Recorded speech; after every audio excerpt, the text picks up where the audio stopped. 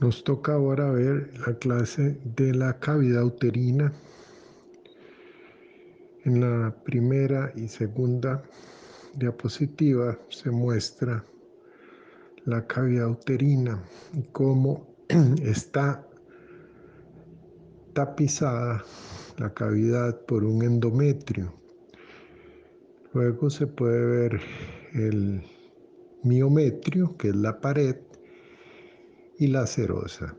Entonces vean que el cuerpo uterino, si lo comparan en las dos primeras diapositivas, vean que no incluye el cérvix.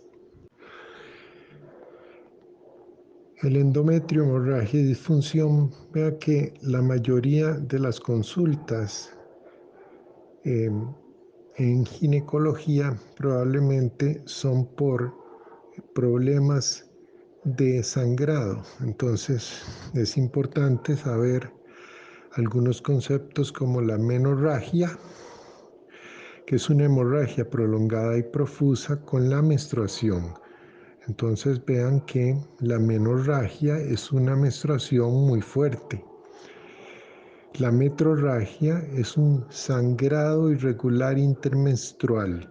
Esas son diferencias y son definiciones que tenemos que aprender. En la diapositiva número 4, la tabla 22, que la tienen ustedes en el Robbins, vean los grupos de edad y la hemorragia. Y la hemorragia en estas pacientes. Entonces vean que la hemorragia prepuberal, pubertad precoz, recuerden siempre las lesiones, las neoplasias hipotalámicas hipoficiarias o los tumores de ovario. En la adolescencia, los ciclos anovulatorios y eventualmente los trastornos de coagulación. Vean que el ciclo anovulatorio es muy importante. ¿Por qué? Porque no se produce la ovulación y entonces lo que tenemos es un exceso de producción de estrógenos sin oposición. Entonces hay que dar tratamiento a estos pacientes en la adolescencia porque usted no quiere un cáncer de endometrio en una mujer joven de 27 o 30 años, ¿verdad? Que lo que quieren a lo mejor es tener un hijo y entonces a lo mejor hay que histerectomizarlas. Entonces vean que es muy importante la clínica de ciclos anovulatorios en mujeres que llegan adolescentes casi siempre con su mamá y que les dicen, qué raro, mi hija tiene ciclos muy irregulares de 60, 70 días y luego les viene la menstruación muy fuerte. No es un ciclo regular. Y luego les viene otra vez otros 60 o 40 días y otra vez una menstruación fuerte. Entonces, eso los tiene que hacer pensar a ustedes en ciclos anovulatorios. Nuevamente, los ciclos anovulatorios en pacientes en edad reproductiva, que hay que descartarlos siempre en ausencia de todo lo demás que dice ahí, es decir, embarazo ectópico, eh, este, este, adenomiosis, endometriosis, leiomiomas, leiomiosarcomas, carcinomas, etc. La perimenopausia, otra vez los ciclos anovulatorios. Mujeres perimenopáusicas, 46, 48 años que sangran y que se les va la menstruación por 2 o 3 meses y que luego empiezan a sangrar nuevamente, lo que están describiendo igual que la adolescente es un ciclo anovulatorio. Entonces, vean la importancia de dar tratamiento a estos pacientes, porque lo que están diciéndole a usted es que están produciendo un exceso de estrógenos sin oposición. La descamación irregular, que se refiere también a ciclos anovulatorios, porque son endometrios proliferativos eh, eh, irregulares también por ciclos anovulatorios. Y pues vean que ya aquí aparecen las hiperplasias y los cánceres. Por eso la importancia de la presencia de endometrio después de los 45 años. Vean que el patólogo o el citólogo les va a reportar endometrio nada más en observaciones. que hay presencia de endometrio, y entonces ya ustedes saben que Bethesda recomienda a partir de los 45 años que ustedes descarten una lesión endometrial a partir de los 45, 46, 47, 50, 70 años, ¿ven? Así es. Y luego, pues, en la perimenopausia otra vez, el ciclo anovulatorio, y en la posmenopausia, recuerden, siempre todo sangrado posmenopáusico es un cáncer, hasta que no se demuestre lo contrario. Vean que no todos los sangrados posmenopáusicos son cáncer, puede ser una hiperplasia, puede ser un pólipo o puede ser una atrofia, pero siempre hay que descartar en primer lugar el carcinoma. En la fotografía número 5 es para que ustedes vean entonces cómo es el ciclo ovárico, ¿verdad? Y vean cómo todo ocurre a partir de la hipófisis que nos da las hormonas para llegar a cabo el ciclo ovárico. Entonces vean cómo es importante en la parte media del ciclo la ovulación. Gracias a la ovulación tenemos la formación del cuerpo amarillo que produce la progesterona. Entonces, lo que yo quiero que observen es que la concentración de progesterona lo que hace es frenar el crecimiento endometrial. Entonces vean cómo la progesterona frena el crecimiento endometrial, y eso es el problema de los ciclos anovulatorios. Ustedes, al no producir ovulación, lo que vamos a tener es una gran cantidad de estrógenos sin oposición, y eso va a hacer que crezca el endometrio y eventualmente podría producir una hiperplasia y o un cáncer endometrial. Entonces se observa que los ciclos anovulatorios, por ver la fotografía anterior, por definición es una estimulación estrogénica excesiva, ¿ven? Entonces no hay progestágeno, no hay progesterona que la regule o que la frene, ¿ven? Entonces vean que los ciclos anovulatorios están en toda la vida de la mujer a partir de la adolescencia. Luego, pues recuerden que puede haber una lesión endocrina que lo explique, como un tumor hipofisiario o un tumor ovárico de la teca granulosa, por ejemplo, o una enfermedad poliquística que vamos a ver en la próxima clase. Los trastornos metabólicos, y también pues la mayoría son inexplicables. Vean en la fotografía número 7 que la hemorragia disfuncional también tiene causas orgánicas, como ya lo vimos, como los pólipos, los leiomiomas, el cáncer, la endometritis, las hiperplasias también. Otros trastornos que pueden dar hemorragia uterina es la endometritis crónica, los pólipos endometriales o los leiomiomas submucosos. En la fotografía número 9 es para ver los tipos de pólipos. En general van a ver que en la patología los pólipos pueden ser pediculados, como el de arriba, o pueden ser sésiles. Los pólipos sésiles, vean que no tiene un tallito que lo pegue al endometrio. Los pólipos endometriales, la mayoría son benignos, igual que los cervicales. El 96% de ellos son pólipos benignos.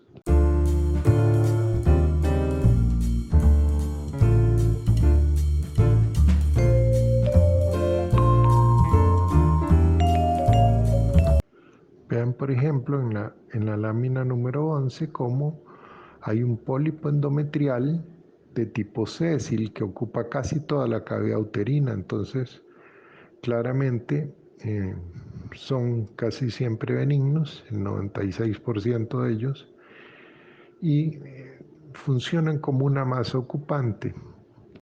En la lámina número 12 es para que se observe un pólipo endocervical, que tiene otra vez un estroma laxo con glándulas endocervicales, y recordar que la mayoría de ellos son benignos. Mientras que en la fotografía número 13, un pólipo endometrial. En la fotografía 14, vean por favor una atrofia quística endometrial. Vean que es una atrofia porque apenas tiene una glándula, a veces dos glándulas de espesor, y por lo tanto es un endometrio trófico. Vean también que están muy dilatadas las glándulas y por eso se le llama una atrofia quística. Es una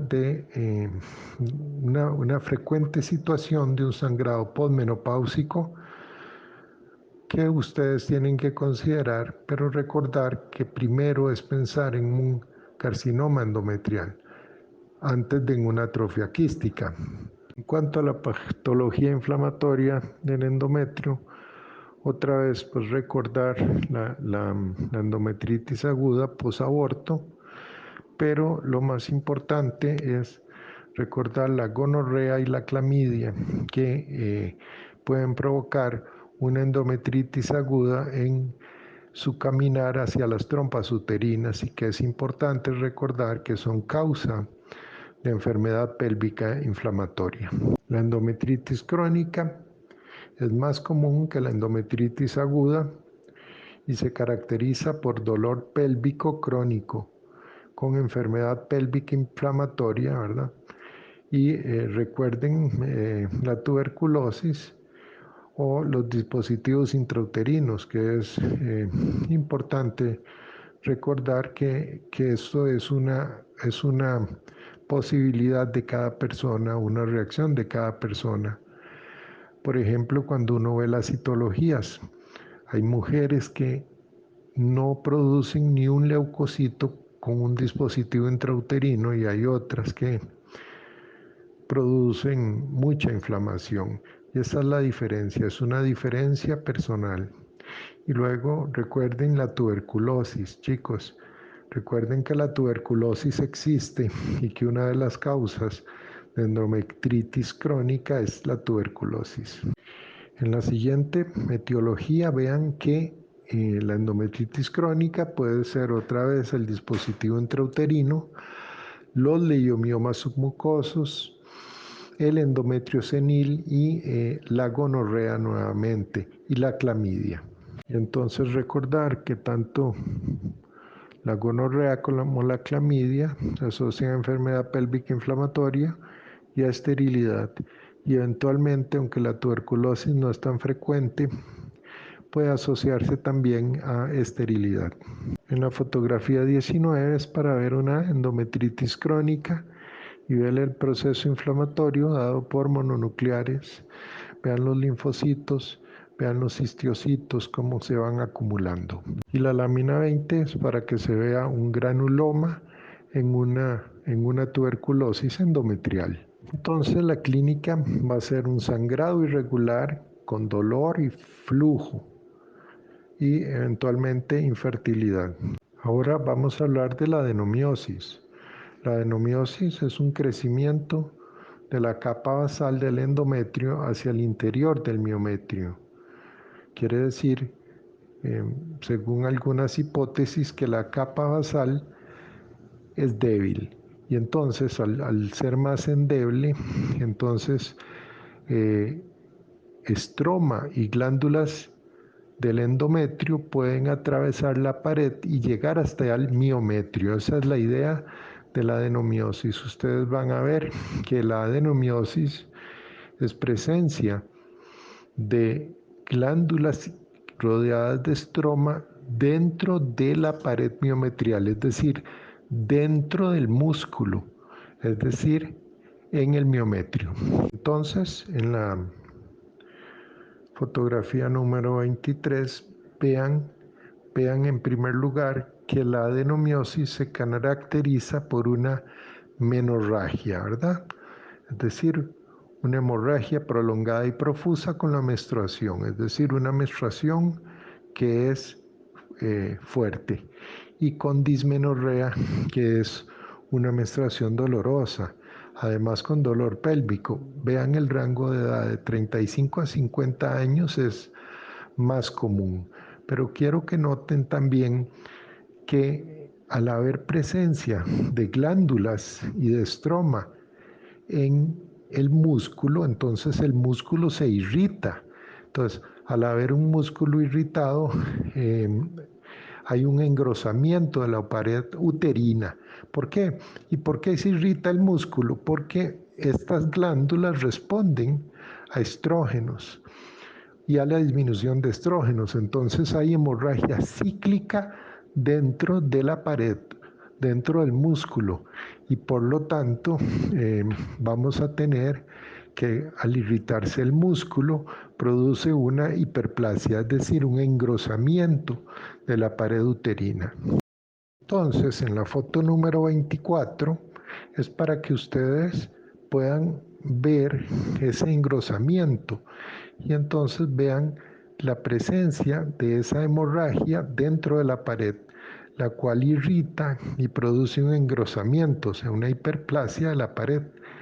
Y en cambio en la otra mitad vean un útero, un dibujo de un útero sano. En la fotografía 25 es para que ustedes noten que la adenomiosis es presencia de estas glándulas que eventualmente van a sangrar solamente en el cuerpo uterino, es decir, en el miometrio, es decir, en la pared que rodea el cuerpo uterino,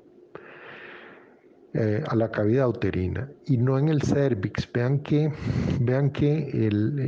no está en el cérvix, ni tampoco en las trompas, porque ya eso sería otra cosa que sería una endometriosis, pero ahora estamos hablando de la adenomiosis. En la foto 26, que es para ver el engrosamiento de la pared. Vean que a veces uno piensa que es un leiomioma y no, es una pared que no tiene leiomiomas, pero sí esa hiperplasia difusa con fibras engrosadas características desde el punto de vista macroscópico de la adenomiosis. Y en la fotografía 27, para que ustedes vean un leiomioma que está lleno de unos puntitos negros.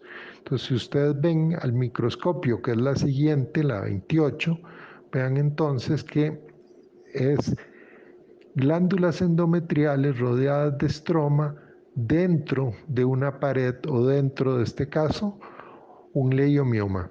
Ahora entonces veamos la endometriosis. Igualmente como la adenomiosis es presencia de focos de glándulas endometriales y de estroma fuera de la cavidad uterina. Es decir, diría yo mejor fuera del cuerpo uterino. Entonces vean que es un cuadro clínico más importante que la adenomiosis, con características de esterilidad, con dismenorrea y dolor pélvico. Solo que a diferencia de la adenomiosis, el dolor pélvico es días antes, de 3 a 5 días antes, es durante la menstruación y otra vez de 3 a 5 días después de la menstruación.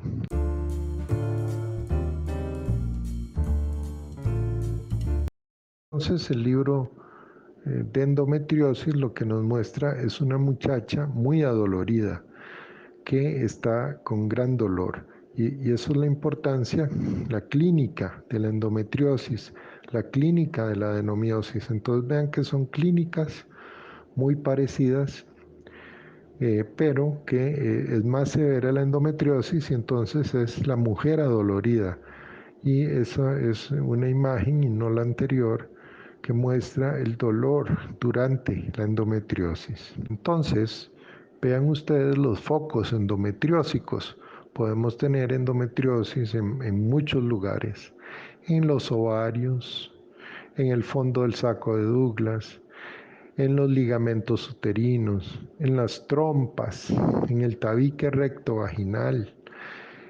Vean también en la piel, en el ombligo, en los ganglios, en los pulmones, en el corazón, en la pared abdominal, en la serosa abdominal, en los huesos, en las glándulas lacrimales. Entonces imagínese usted, además de tener gran dolor en las lacrimales, además de estar con una menstruación dolorosa.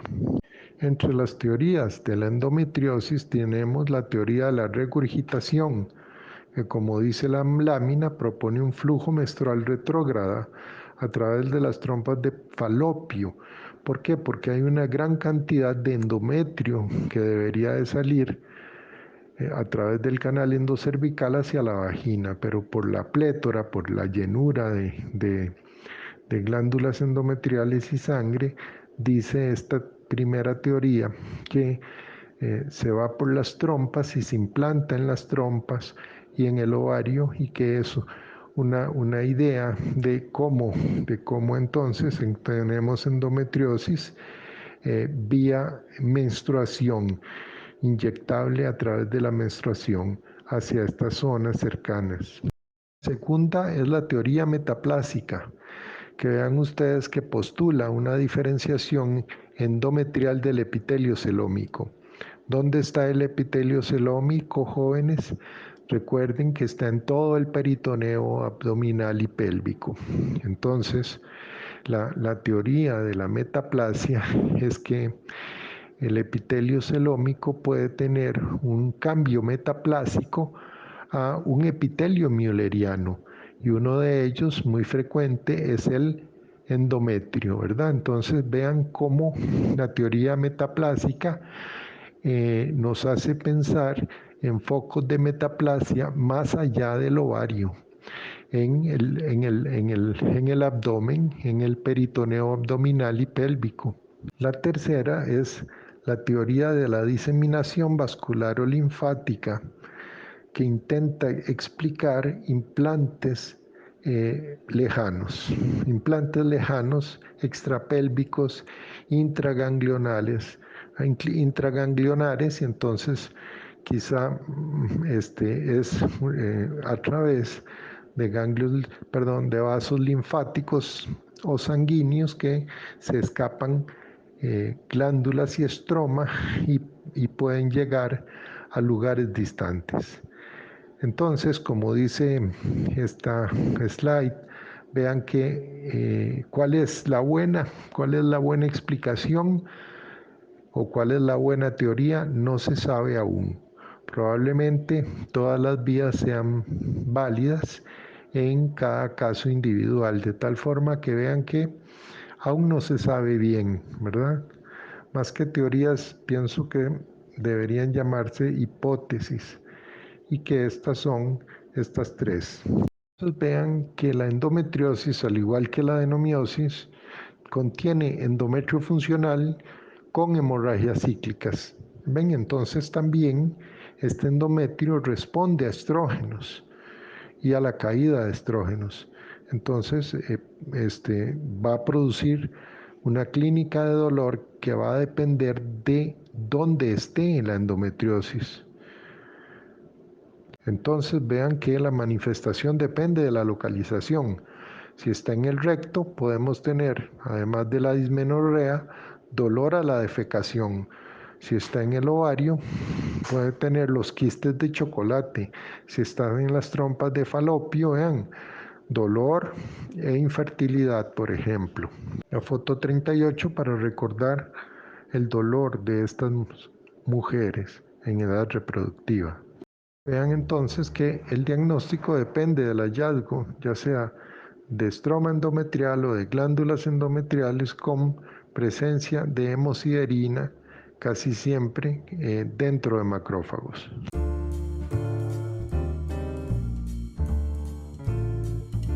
El útero con endometriosis, observen esta histerectomía con su serosa. Vean que el útero, el cuerpo uterino está rodeado por serosa, y vean esos puntos negros en la serosa. La siguiente foto es una magnificación de la primera para que ustedes vean la presencia de esos puntos negros dentro de la serosa, y vean que ya salió del cuerpo uterino y ahora está en la serosa. Por eso no es una adenomiosis, sino una endometriosis. Y vean entonces el dolor que produce clínicamente tener esta proliferación y hemorragia dentro de la serosa.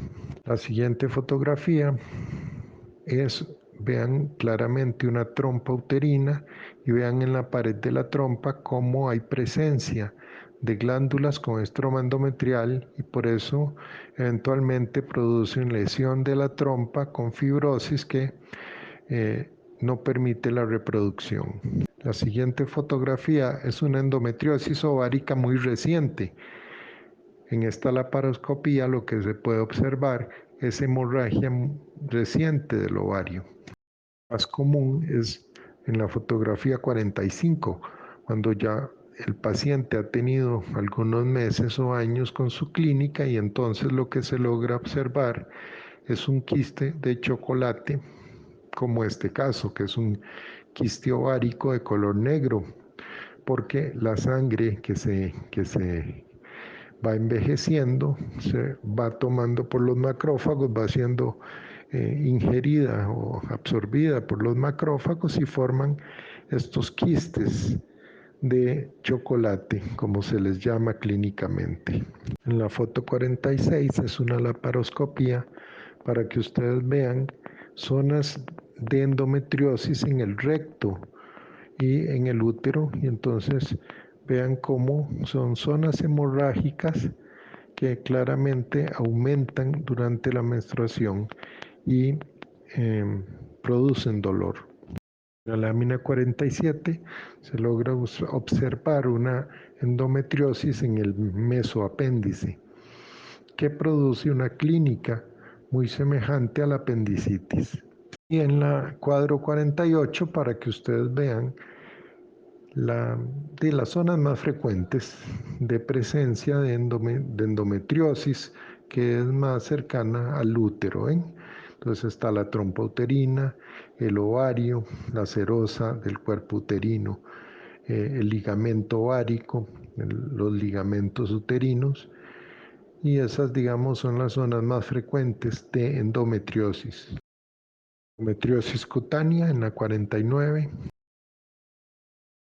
Luego recordar los leiomiomas uterinos. Los leiomiomas son tumores que se originan del músculo liso y, como su terminación lo indica, son benignos. Recuerden que se disponen en haces con H y con C de músculo liso en diferentes direcciones. No son encapsulados, pero son netos, es decir, son muy bien definidos.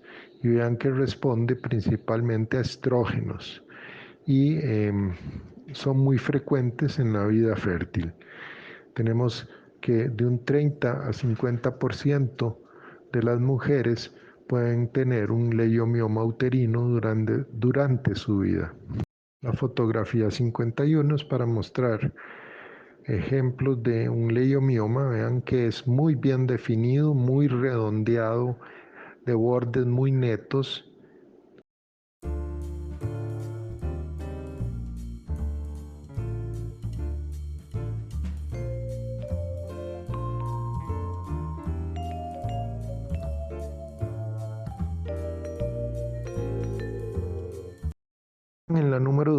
En la fotografía número 53, entonces tenemos una histerectomía que explica lo que decíamos en la teoría anterior. Vean que hay leiomiomas que son submucosos, es decir, que están dentro de la cavidad. En este caso, vean claramente dos. Hay leiomiomas que están dentro de la pared que se llaman intramurales y vean esos dos enormes en la parte superior del útero, en el fondo uterino, que son leiomiomas subserosos. Entonces vean que según la ubicación, así se les puede llamar subserosos, intramurales o submucosos, y vean cómo pueden pueden ser una masa ocupante y pueden producir una menorragia o una metrorragia.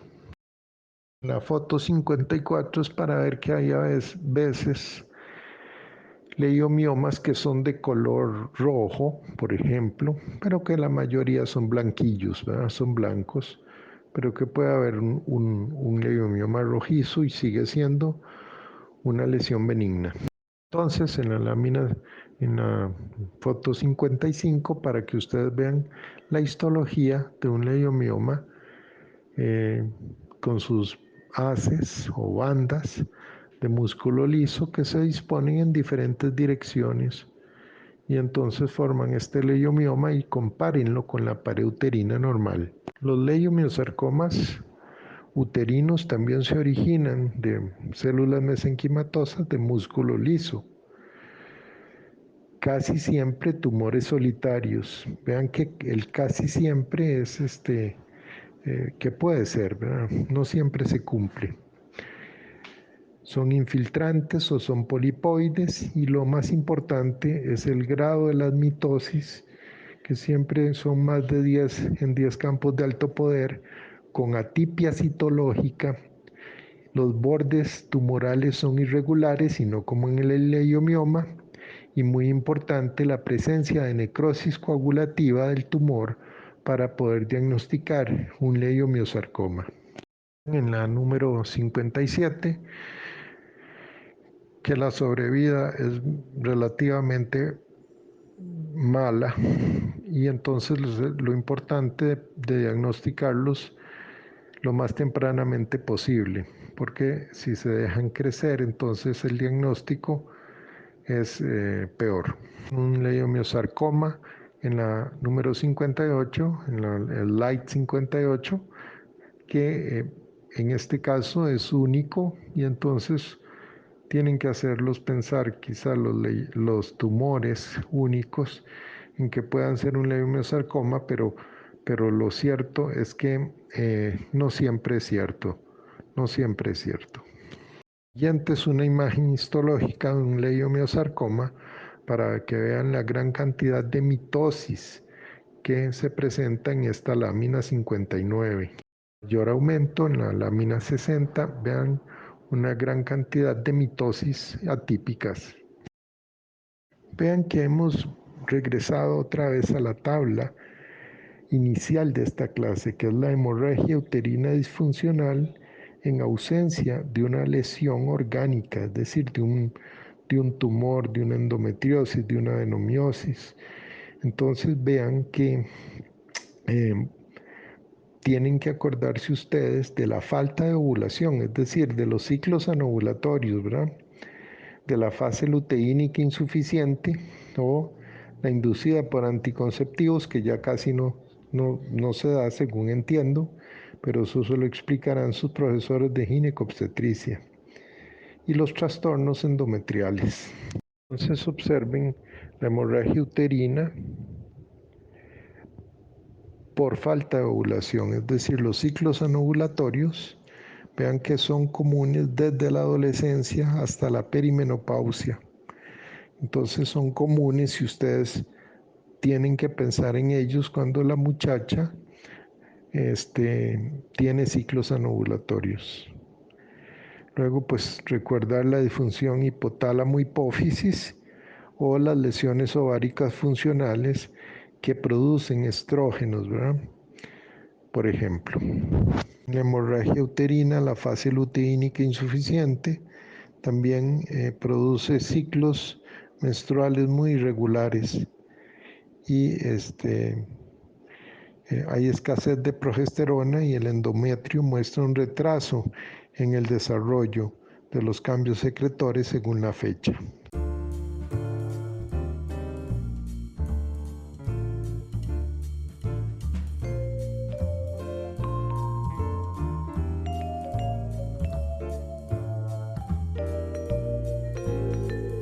En la diapositiva 65 es para ver un endometrio secretor temprano. En el endometrio secretor temprano, en la lámina, en la diapositiva 65 y 66, es para ver glándulas con este vacuolado subnuclear que mucha gente le dice como en forma de teclado de piano, que es característico del endometrio secretor temprano. Diapositiva 67. Para verlo y olvidarlo, un endometrio secretor tardío. En la diapositiva siguiente, 68, un endometrio proliferativo tardío. En la diapositiva 69 se va a iniciar a hablar sobre la hiperplasia endometrial. Entonces, vean la clasificación de hiperplasia de la OMS que se aprobó en 1994. Vean que es producido o producto de un exceso de estrógenos prolongado en relación con los gestágenos que van a inducir hiperplasia endometrial. En otras palabras, lo que está diciendo es que en muchos de ellos son por ciclos anovulatorios. Entonces, la hiperplasia puede ser simple, sin atipia, o compleja, sin atipia. O puede ser una hiperplasia simple o compleja con atipia. Entonces vean las diferencias de la hiperplasia sin atipia simple, 1%, va a ir probablemente a un carcinoma endometrial de tipo endometrial, y la compleja un 3%. En cambio, vean, las hiperplasias con atipia nos van a llevar a un cáncer endometrial hasta en un 25% de ellas. Y es por eso tan importante reconocer esto, y es por eso tan importante la clínica de los ciclos anovulatorios y las biopsias en estas pacientes perimenopáusicas que tienen ciclos anovulatorios. Entonces, chicos, vean que los ciclos anovulatorios desde la adolescencia, vean que probablemente, se me olvidaba mencionarlo, que lo va a hacer la mamá o la misma paciente de 15, 14, 16, 17 años, que les va a consultar por que les viene la menstruación, y la próxima vez que viene la menstruación es 3 o 4 meses después. Entonces, vean que tiene ciclos muy largos.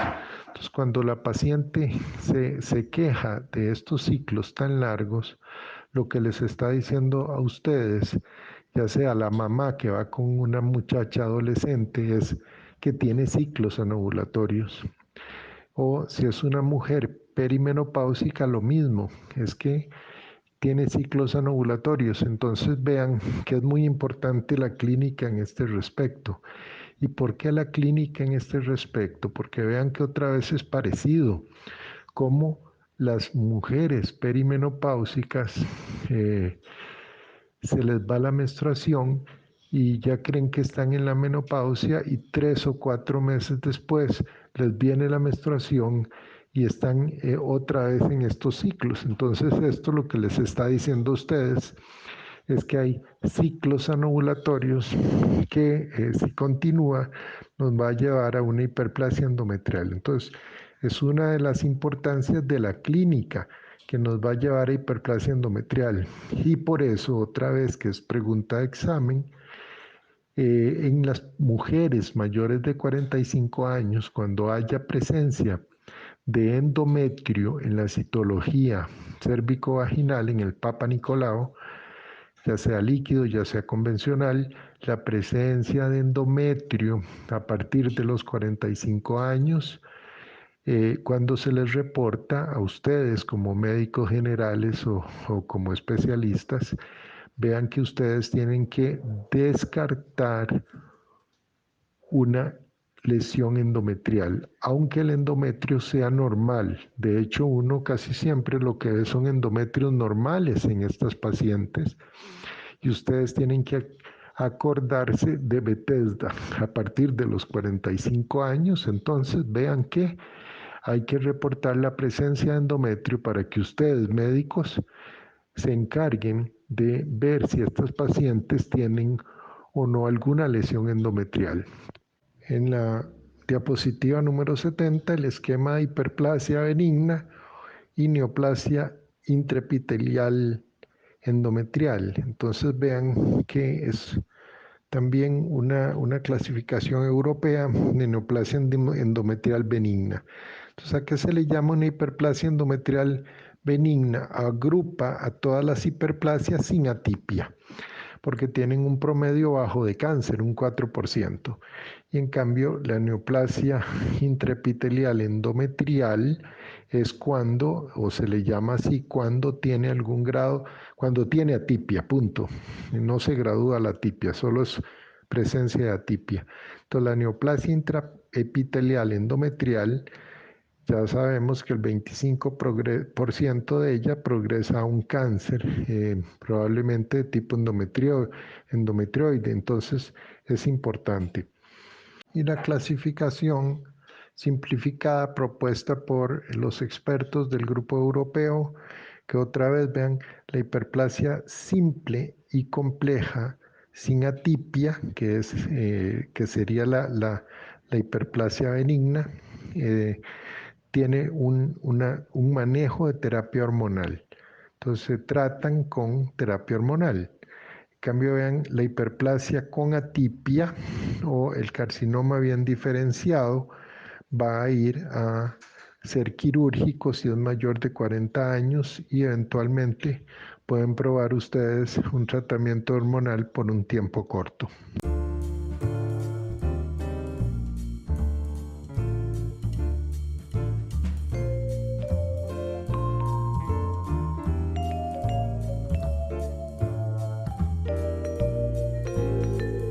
Nuevamente en la diapositiva número 73, la hiperplasia endometrial. Entonces vean factores potenciales de exceso de estrógenos.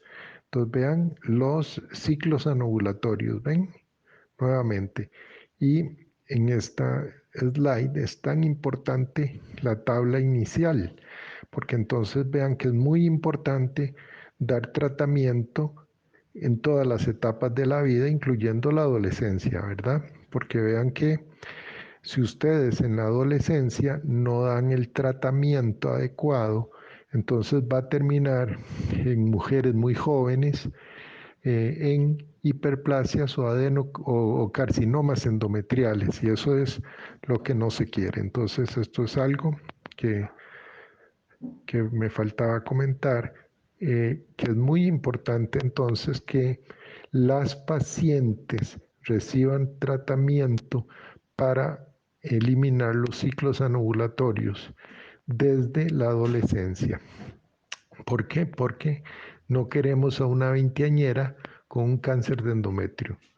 Y esa es la idea. Entonces, a mí, por ejemplo, me ha tocado ver mujeres de 27 años recién casadas que quieren tener un hijo, un cáncer de endometrio, que se les da un tratamiento con progesterona y que muchas veces no responde y entonces terminan en una histerectomía. Entonces, vean la importancia que ustedes diagnostiquen y traten los ciclos anovulatorios desde la adolescencia. En las muchachas perimenopáusicas, como les conté también otra vez. Y esa es la importancia de la presencia de endometrio después de los 45 años o a partir de los 45, 46, 47, 60, etcétera. Vean que es muy importante la presencia de este endometrio en citología y es endometrio normal. Y aunque sea endometrio normal y no sea un AGC, ustedes tienen que ver si esta paciente tiene o no una hiperplasia o una lesión endometrial. Diapositiva 74 para recordar otra vez el riesgo de la atipia nuclear en la hiperplasia que nos aumenta la probabilidad de un adenocarcinoma que es mejor llamar carcinoma endometrial. En la diapositiva 75 para que ustedes vean una hiperplasia endometrial en una histerectomía. En la hiperplasia simple, en la diapositiva 76, vean que las glándulas están separadas por estroma. Son glándulas separadas y entonces por eso se le llama simple. Y vean la presencia de atipia nuclear que siempre los libros insisten en que no se cuantifica.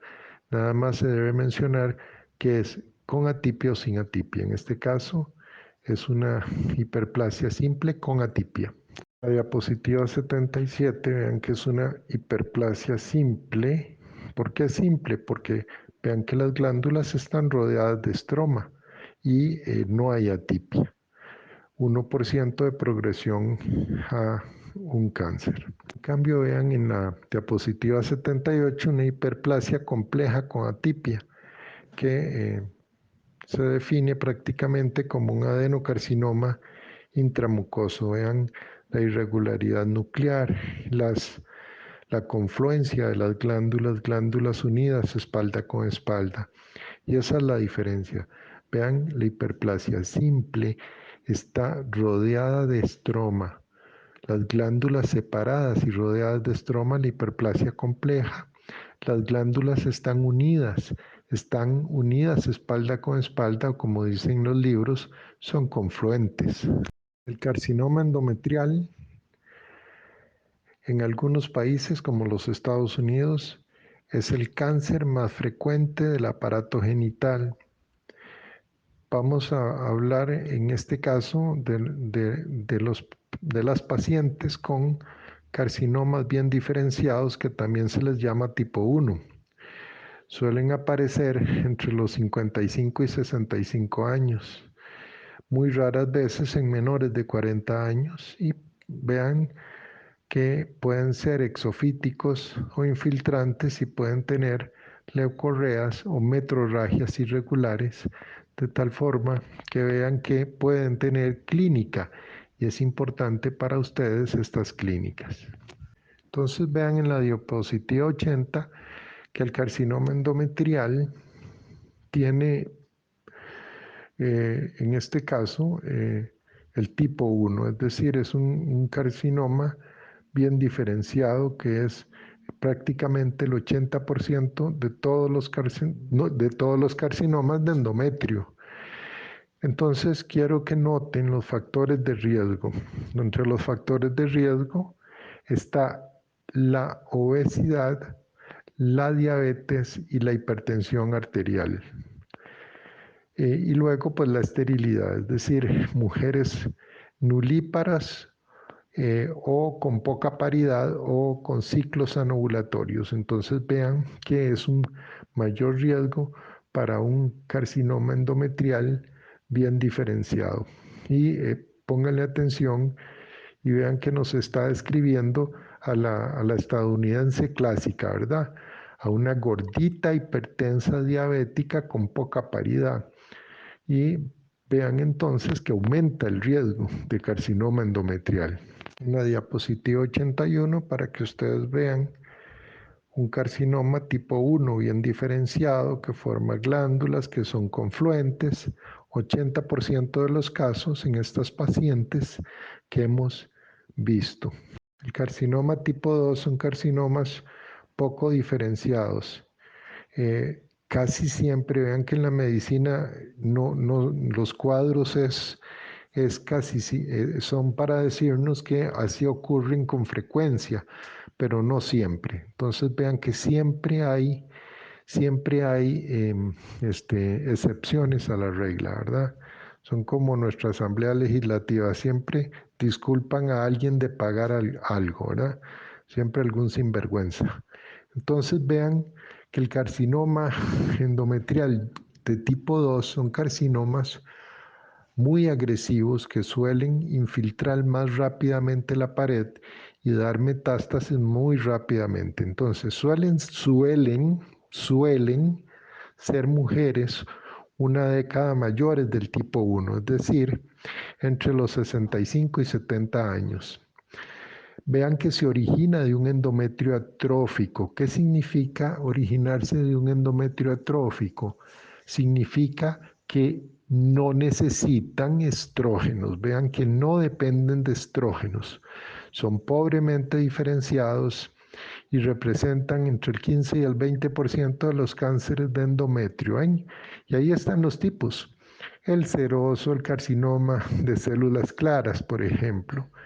Y obviamente, pues que la clínica va a depender de qué tanto ha infiltrado y metastatizado el tumor. En diapositiva 83, vean que el carcinoma de células claras es apenas el 5% de los carcinomas endometriales. Y hay que recordar entonces que tienen un peor pronóstico porque infiltran mucho más rápidamente. La diapositiva 84 es la histología de un carcinoma de células claras. La diapositiva 85, pues los carcinomas serosos, que vean que son células anaplásicas que algunos describen en forma de tachuela. Y la diapositiva 86 es entonces para que vean que el tipo 1, vean el tipo 1, eh, la gordita hipertensa diabética, y el tipo 2, en cambio, la flacucha que no tiene estrógenos, usualmente 10 años mayor, ¿verdad? En el tipo 1, el endometrioide bien diferenciado, y en el tipo 2, el seroso, el tumor de células claras o los tumores müllerianos mixtos.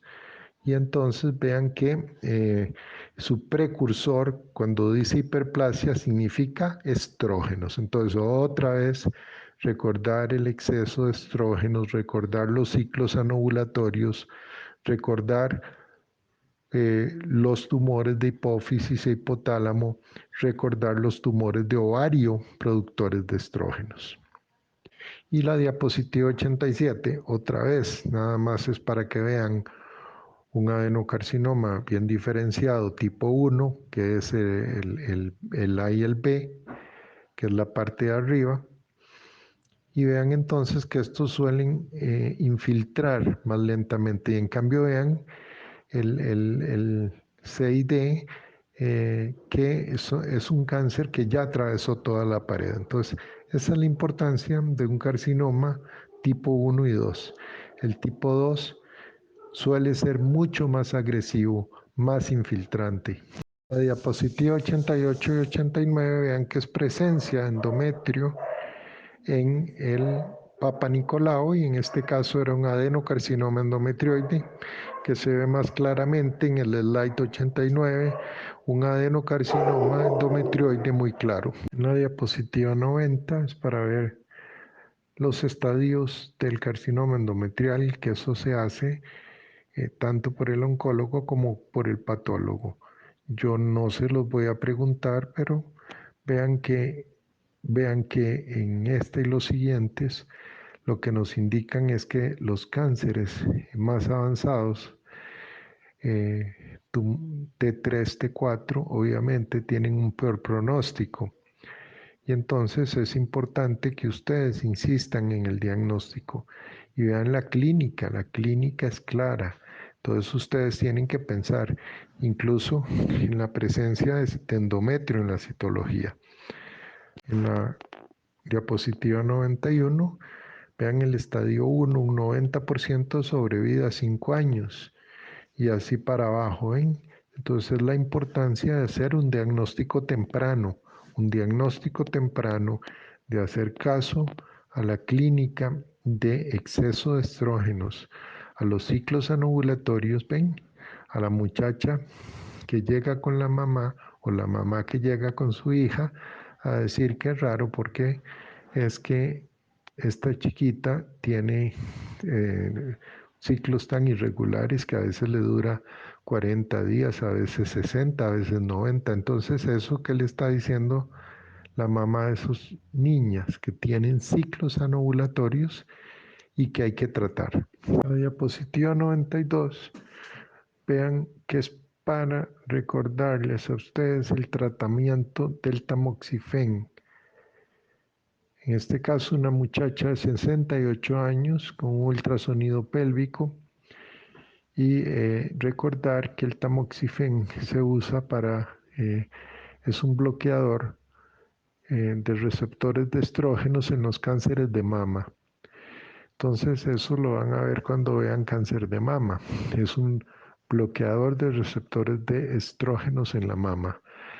Sin embargo, cuando sean ustedes oncólogos van a ver que tiene un efecto paradójico en el endometrio y entonces puede producir en algunas ocasiones hiperplasia endometrial y o eventualmente una neoplasia endometrial. Pero lo importante es que entonces ustedes sepan que es este efecto paradójico y que el tamoxifén es tratamiento para el cáncer de mama y sin embargo puede crear proliferación endometrial y es por eso que es importante que ustedes conozcan el tamoxifén. Diapositiva 94, hablamos sobre las trompas de falopio, cuyas lesiones más común es el embarazo ectópico o los procesos inflamatorios.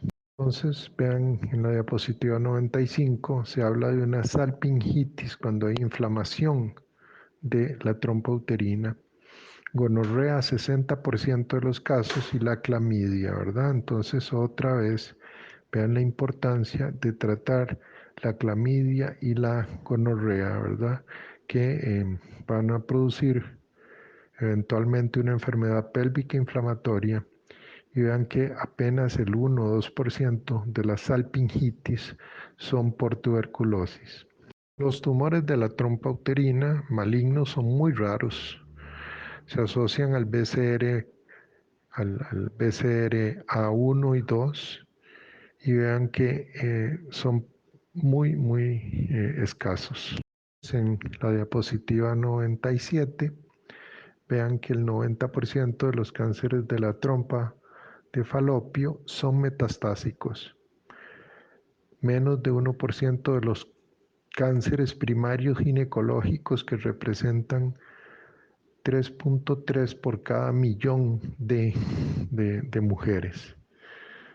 Nuevamente está asociado al BCR1 y 2 y la mayoría de ellos, los primarios, son carcinomas endometrioides de la trompa uterina que a veces desde el punto de vista del ultrasonido y del ginecólogo lo quitan o sea, hace una salpingectomía por un embarazo ectópico. Casi siempre esa es la clínica que uno recibe.